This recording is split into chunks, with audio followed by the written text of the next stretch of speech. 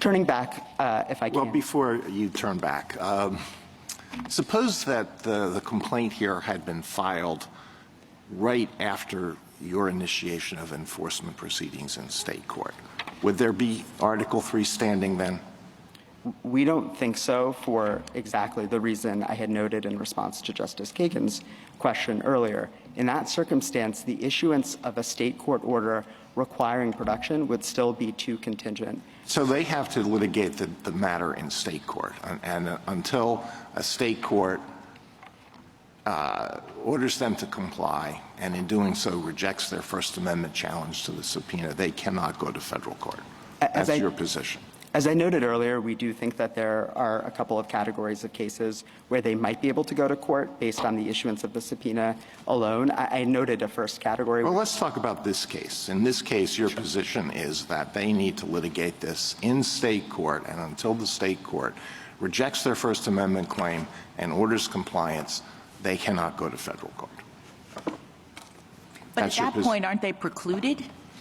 I mean, you've sort of made it impossible for them to make their claim in federal court, right? So let me maybe address that preclusion point head on. We think there are a couple of reasons why the fears of the preclusion trap that this court identified in Nick just don't apply in this context. For one thing, this court has always made clear that you don't bend the rules of Article III standing based on potential fears of preclusion. And in cases like Whole Women's Health, for instance, this court noted that there may not always be available a federal forum for a federal constitutional claim challenging state So you're not action. saying they wouldn't be precluding, you're just saying there are times when it's too bad.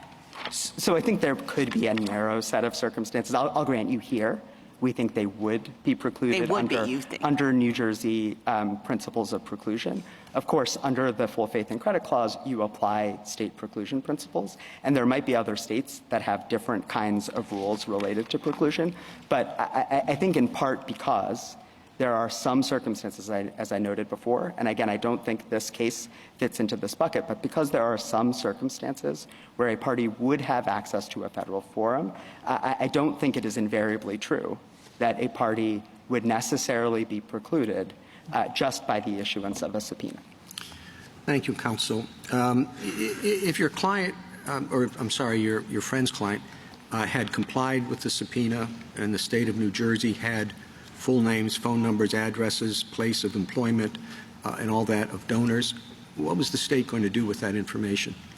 We've been very clear about this from the outset.